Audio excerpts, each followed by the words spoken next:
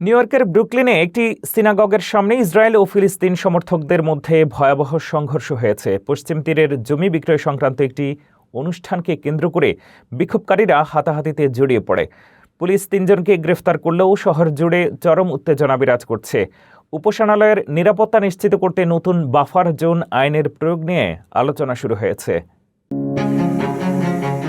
New ইয়র্কের ব্রুকলিনে একটি সিনাগগের সামনে জমি কেনাবেচাকে কেন্দ্র করে ইসরায়েলপন্থী ও ফিলিস্তিনিপন্থী বিক্ষোভকারীদের মধ্যে রক্তক্ষয়ী সংঘর্ষের ঘটনা ঘটেছে।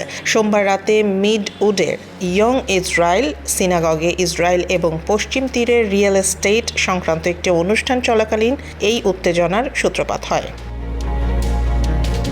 বিক্ষোভকারীরা সিনাগগের সামনে জড়ো হয়ে স্লোগান দিতে শুরু করলে পাল্টা বিক্ষোভকারীদের সাথে তাদের হাতাহাতি শুরু হয়। সামাজিক যোগাযোগ মাধ্যমে ছড়িয়ে পড়া ভিডিওতে দেখা যায় মাস্ক পরিহিত এক ব্যক্তি এক তরুণীর চুল ধরে টেনে তাকে গাড়ির ওপর আছড়ে ফেলার চেষ্টা করছে। পরিস্থিতি নিয়ন্ত্রণে আনতে পুলিশকে হিমশিম খেতে হয়।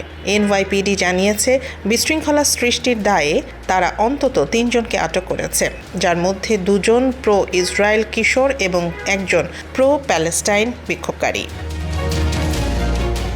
বিক্ষোভের আয়োজক সংস্থা প্যাল আউডা দাবি করেছে ফিলিস্তিনিদের কাছ থেকে কেড়ে নেওয়া জমি নিউ ইয়র্কের বুকে বিক্রি করার প্রতিবাদেই তারা এই সমাবেশে ডাক দিয়েছে। তাদের মতে অবৈধ জমি বিক্রির এই অনুষ্ঠানগুলো বন্ধ না হলে এমন প্রতিবাদ চলতেই থাকবে।